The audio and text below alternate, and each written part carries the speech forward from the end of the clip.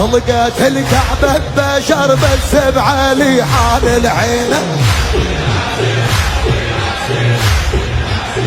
يلا علي أول استشهادي في الإسلام أخو الرسول زوج البتول، ليس مثل علمه أحد، أبو اليتامى والفقراء والمساكين، فضائله لا تحصى.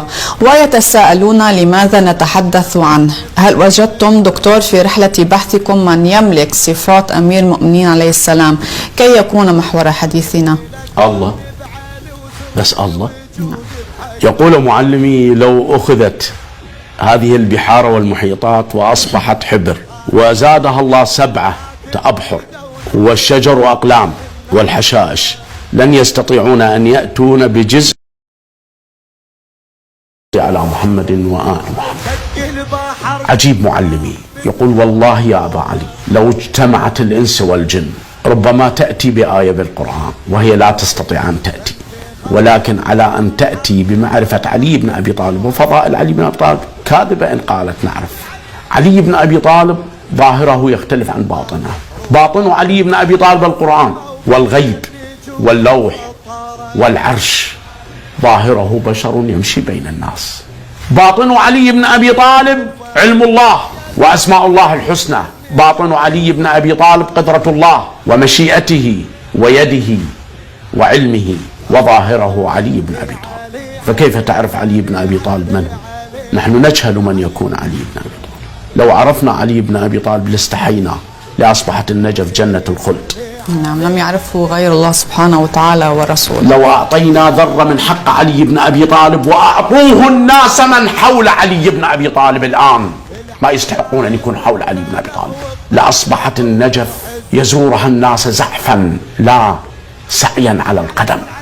عن رسول الله صلى الله عليه وعلى آله وسلم أنه قال: إن الله تبارك وتعالى جعل لأخي علي بن أبي طالب فضائل لا يحصي عددها غيره، فمن ذكر فضيلة من فضائله مقرا بها غفر الله له ما تقدم من ذنبه وما تأخر.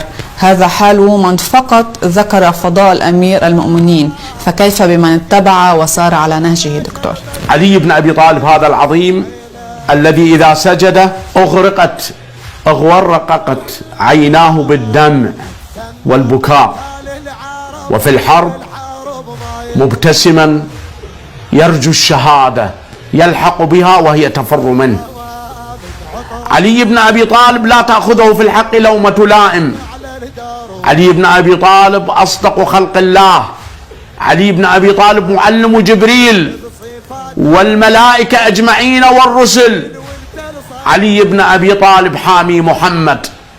علي بن أبي طالب الذي ليس مثله شيء ولا يشبهه شيء، لا في البلاغة ولا في العلم ولا في الرؤى ولا في البصيرة ولا في العبادة ولا في إيداء حق الله.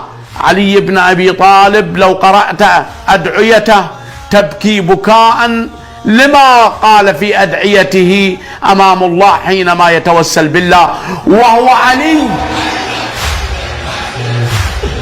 سمى قتال العرب جيب الحرب ما ينغلو.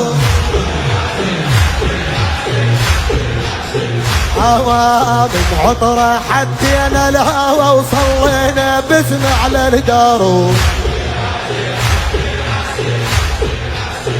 هوا ترهب صفاتك يا علي، انت السهل وانت الصعود.